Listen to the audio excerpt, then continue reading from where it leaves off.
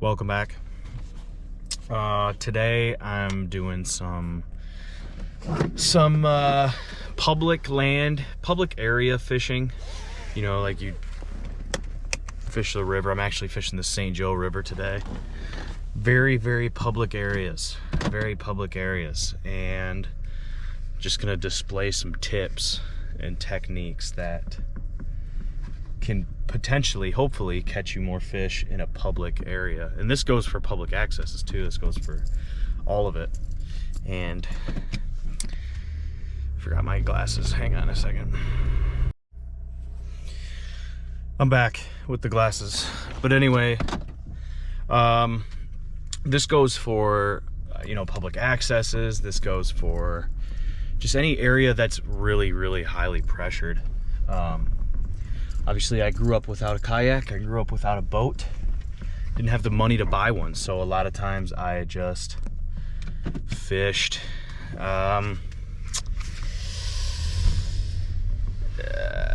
just off land, really, just literally wherever I could, whatever was public, wherever was public. I did a whole lot of that, so I have a lot of experience trying to figure out how to catch these fish that are immensely pressured, like just the most pressured fish literally ever.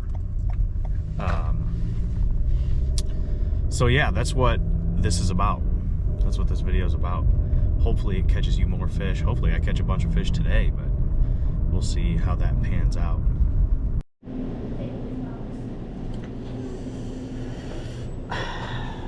I'm actually gonna go coffee this morning, bud.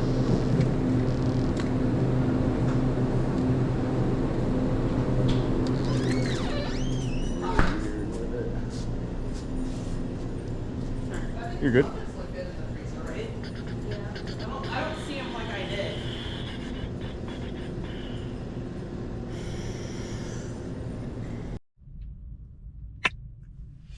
Got the essentials. Went with coffee this morning. I was in kind of a coffee mood, and actually looking at the two essentials I got, I went all blue collar on them, man. Like Monster coffee. These are kind of slept on though. They're so good. Little sausage action. I don't know what. Turkey sausage stick. Had to go turkey, couldn't go beef. Had to keep the sodium low, you feel? But those are the essentials for today. Now we're off to the St. Joe River. So come along. All right, we're here, and I'm not gonna lie to you, it's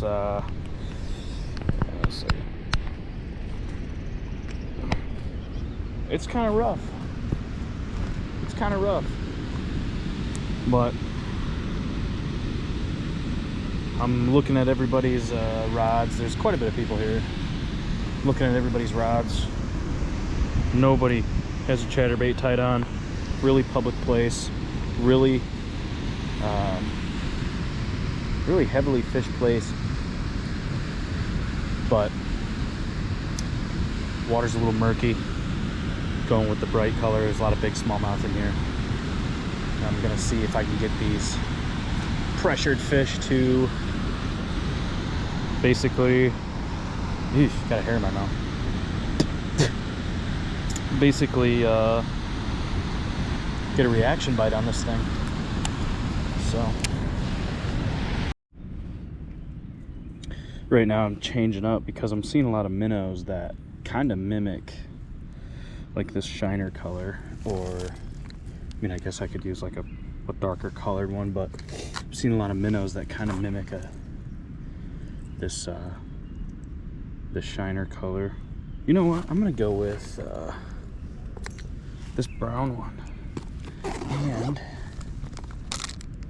I'm gonna put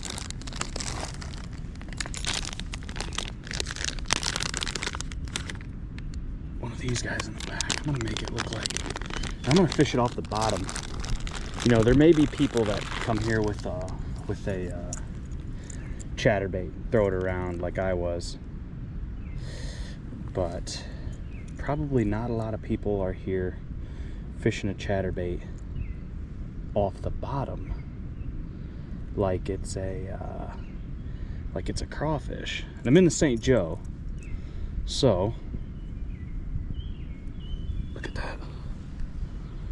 Look at that. Yeah, not a lot of people are gonna fish this chatterbait off the bottom like it's a crawfish, so I'm gonna give that a shot. The spot was short-lived. A lot of people here, a lot of lines in the water. It was kind of hard trying to maneuver my chatterbait around everybody else's line. So I'm gonna hit a different spot. I did change chatterbaits because I wanted to kind of match the hatch on a crawfish, because crawfish kind of, when they flee from, what do I want to say? I can't even speak right now. I'm trying to focus on the road. But when they flee from predatory fish, they kind of move like a chatterbait, and when they bounce across the rocks and all that jazz, they make that kind of clacking noise because they have a shell, hard shell. So I'm hoping I matched the hatch basically as well as I could with that brown chatterbait, that Pit Boss trailer. So hopefully I match the hatch, but I'm on to the next spot. On to spot number 2. This is a bridge that everybody hits. It's known to have some big largemouth, known to have some big smallmouth. But me personally, whenever I go up to a public area to fish, I like to do something a little different. Kind of like the chatterbait I was talking about earlier. I'm gonna be throwing that around, and you can throw around a Senko just like everybody and their grandma's doing, and you can catch fish, which is awesome. I'm also here to catch fish, and as a matter of fact, I have a Senko tied on. But a lot of times, if you want to get that big bite, or if you want to even catch more fish, a lot of times you gotta either completely try to match the hatch perfectly like I am, or throw something just completely weird at them, kind of like this pink Senko, which I'm actually going to take off, but something like this chatterbait like I was talking about. We'll see if my theories are correct. I mean, they worked for me in the past, so we'll see if they work again. So right now I'm just putting it on the bottom, the chatterbait on the bottom. I'm just cracking it off the rocks right now. Ooh. Ooh. Something picked it up. Trying it again. On top of this area being really pressured. Luckily for me, nobody's here, just me, which is pretty rare, but on top of this area being pressured. Ooh, that was a bite, that was a bite. Oh my gosh. Gosh dang. I think I'm working it too fast. Well, anyway, on top of it being pressured, the water's freezing cold. We kind of had a cold front coming through. And, hang on, I'm laser focused right now. Oh. Oh.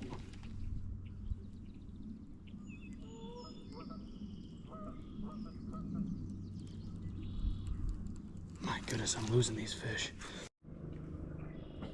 Man. Couldn't get them to bite. On to the next. I mean, they bit. I just couldn't hook them. They really bit on that chatterbait. They did not want the Ocho. So, on to the next spot, I guess. There's really nothing I could do. But that goes to show, like, change it up a little bit when you're in a super, I'm going to cast this one more time. Change it up a little bit when you're in a super public area where the fish are extremely pressured. I think these fish right here, we had a cold front I'm in Michigan. We just had a big cold front with rain, cold rain, and all that stuff. So regardless of what I'm fishing, what lure I'm fishing it slow. And I'm going to fish it off the bottom because we're coming off of the smallmouth spawn. But they liked the chatterbait on the bottom. They liked the chatterbait on the bottom, which is good. It's good news. It means that's working. My idea was working kinda. I had some bites, kind of lost one a little bit off camera, set the hook into him, did a couple tail shakes, and then just kind of came off. So it's probably a mixture between lethargic and pressured. You know, especially these fish in Michigan where literally everybody and their grandma fishes, you know, but it is what it is. I guess I'm on to the next spot. I'm gonna keep this on because it seems like I'm getting some bites on it. And yeah, kind of looks like a crawfish bouncing across the rocks, but I don't know. I'm not getting any luck, so I don't want to keep, you know, sitting here getting smallmouth bites or largemouth bites and then just not hooking into them. I'd rather catch some. So on to the next. Third spot.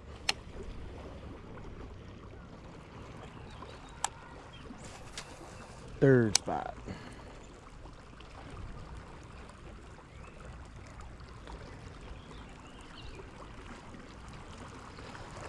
Gosh, man.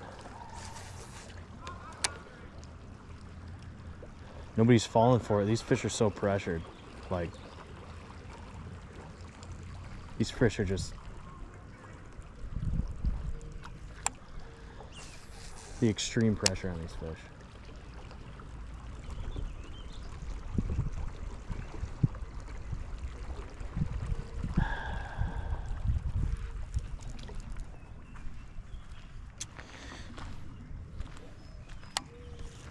Maybe, just maybe, cast between these trees. Slow roll it. Just maybe there won't be anything. Just maybe.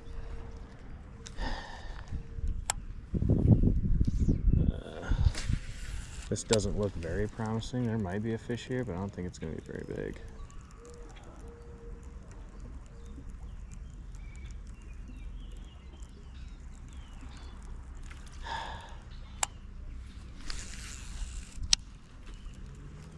Got a little loop in my reel.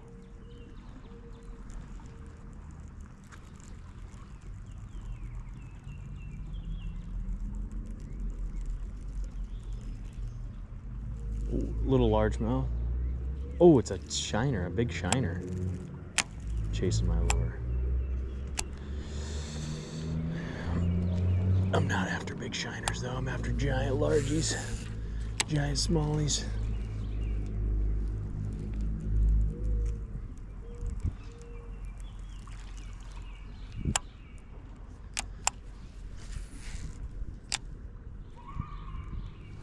Got him. Nice fish. Nice fish. Oh. Let's go. Man.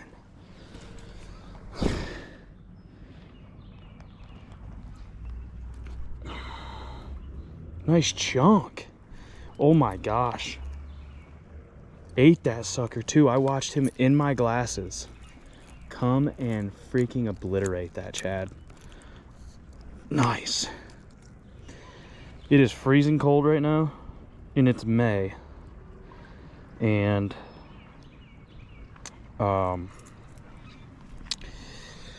it's a really public. I'm literally at a park. Like, it's so public. I'm at a park right now. Nice chunk, nice fish, man.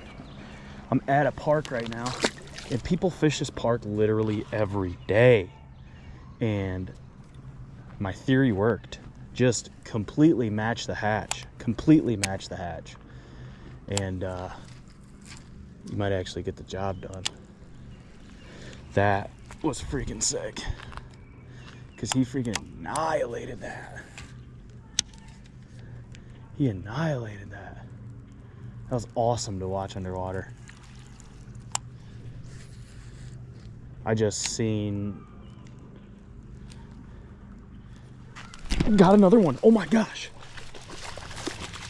Dude. Oh, I'm also stepping in the water, getting freaking soaked. Nice. Oh. Yes, let's go. Let's go. Dude, that's all it takes, man. When the fish are super ultra pressured in a public area, it's a double whammy too, because they're also freezing cold. Like, it's cold here. Like, it's cold. Match the hatch. You know? Match the hatch. I'm acting like this thing's a crawfish, and I am literally just, I'm bouncing on a rock right now, but I am literally just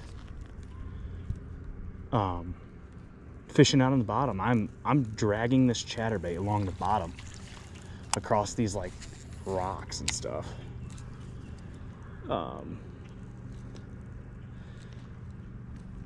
And they're slamming it, dude. That's freaking sick.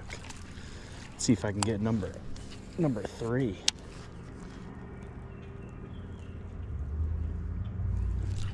Oh no. Wow, that was sweet. Back to back, dude. See, we found it.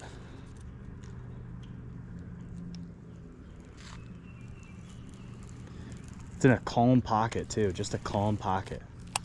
Maybe that's the juice right there. Just a calm pocket.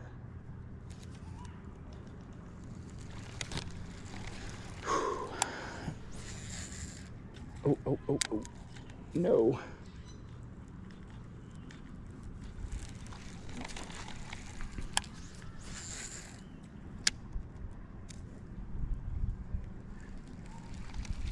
Yeah. Yeah, maybe that's the juice, just a calm pocket. Maybe they're looking for, oh no. I was in a tree right there. Dude, this is not for the weak, man. Fishing like really beat up public places are really hard fishing. I'm spending a lot of gas too. Gas is like $4.20, $4.30 a gallon. It's tough, but I mean, so far, kind of my approach personally to really beat up public areas is go as natural as you possibly can. Like what I was doing, I took a chatterbait because it kind of mimicked the sound a little bit of crawfish hitting the rocks and hitting the logs, and it provided some kind of reaction bite as well, I guess, with the thumping noise, the feeling. Also, I made it look like a crawfish. I found some dead crawfish on the ground, and it looked just like my bait. So, and all I did was cast it out there, let it sit at the bottom, and I just dragged it along the rocks, and those largemouth picked it up. Actually, the first largemouth absolutely just hammered it immediately, right before it even hit the ground. So that's a good sign, and he choked it, so that's a really good sign. I'm gonna keep trying it out. Because I'm kind of matching the hatch here. That's what I like to do when it's like when it's super pressured, fish are lethargic. I try to match the hatch, and I think that's a good tip. Obviously it works, right? Especially when nobody else is doing it. Most people are gonna throw out a freaking Senko, or most people are gonna throw out a spinnerbait, which I have nothing against. You can catch loads of fish doing that, but to get that bigger fish, kind of like that first largemouth, to get that bigger fish that is a really pressured fish, sometimes you just got to pick up what they're eating. You know, look around in the grass for spit up crawfish. You know, the water was low, so I was able to find those crawfish that were washed up, and put that to work. And it worked. That's the most important thing. But I'm gonna give it a shot. I'm driving. Oh man, I gotta find some. I don't even know where I'm going. I have no idea where I'm going. I gotta find me some spots, man. I don't know. But right now I'm just driving around looking for these public places, basically wasting gas. But it's to show you guys, to hopefully help you guys catch more fish in a really pressured area, in a really public area. So the show must go on. Well, I'm pissed and I'm going home. I'm done fishing and driving around anyway. As you can see, my one-piece rod right here is in 2 pieces. It's not supposed to do that. Now I need a new chatterbait spinnerbait rod. That freaking sucks because I use that rod a lot. I've had this rod for like 5 years. It's actually a TP1. It's a Lew's medium heavy 7.3 TP1. And I've had it for like 5 years. So, I mean, I suppose it was destined to happen. I threw it against a really, really high wind gust. And I had a pretty heavy chatterbait on there.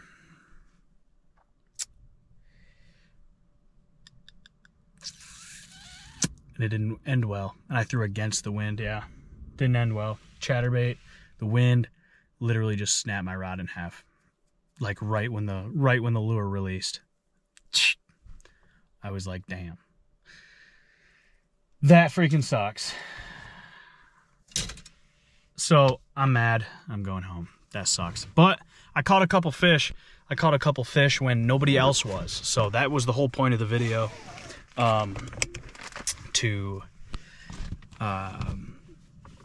basically catch fish when they're not biting. Or catch fish when they're too pressured. Catch fish when they're too lethargic, maybe, or something like that. It was pretty cold today. The water was really cold, but and I was fishing high populated areas. But that was the goal, and it happened. Caught a couple nice largemouth using the chatterbait kind of like a crawfish at the bottom, just dragging a chatterbait on the bottom. The blade was still working. And it looked exactly like a crawfish down there. And I think that's what got them to bite.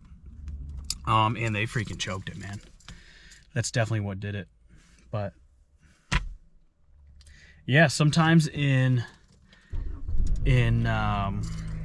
really pressured areas like a park, I actually caught those two largies out of a park.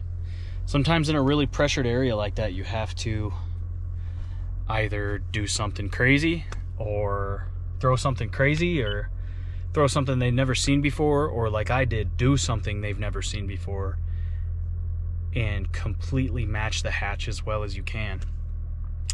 Like I did with that chatterbait. It looked exactly like a crawfish, just ripping around on the bottom of the rocks. I was dragging it. It's tough because I had to keep the chatterbait in contact with the ground and the rocks while having the blade still move around, still chatter. That was tough, but that's what generated my bites. So sometimes you just got to have a more natural approach when fishing for stubborn bass or fishing for really pressured bass, because they figure out what a fake lure is and what the real thing is. So that's basically a main tip that helped me in public accesses, public areas, when you don't have a kayak or when you don't have a boat. That's what helped me out. So thanks for watching. Tune in for more. Laid.